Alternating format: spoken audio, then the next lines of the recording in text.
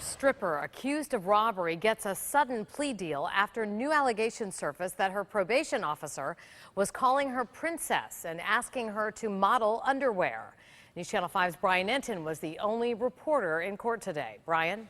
Kelly, last time we saw former stripper Bridget McAllister, she was pregnant and turning herself into jail on those robbery charges. Now she says she was on the run because of her probation officer, who has since been fired after those allegations. He took the suspect to Victoria's Secret and to a strip club. 7 months pregnant, Bridget McAllister turned herself into PBSO for violating probation. New today, she says she took off because she was afraid of her probation officer. Holding jail over my head was always the case.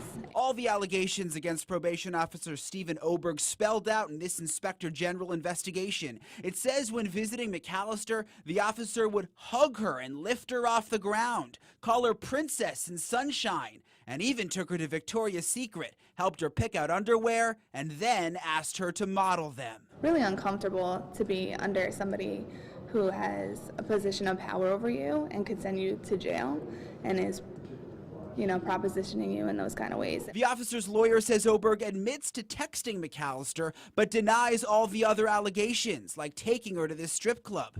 Oberg told investigators, quote, "Princess was a nickname she gave herself. I was just trying to be friendly." It's abhorrent. Obviously, you trust law enforcement when you're assigned to probation. McAllister faced 3 years in jail for violating probation, but her attorney says after the probation officer's termination, the state has now accepted a plea deal with no jail time. I felt a lot of pressure that if I were to say anything, that it would just get worse.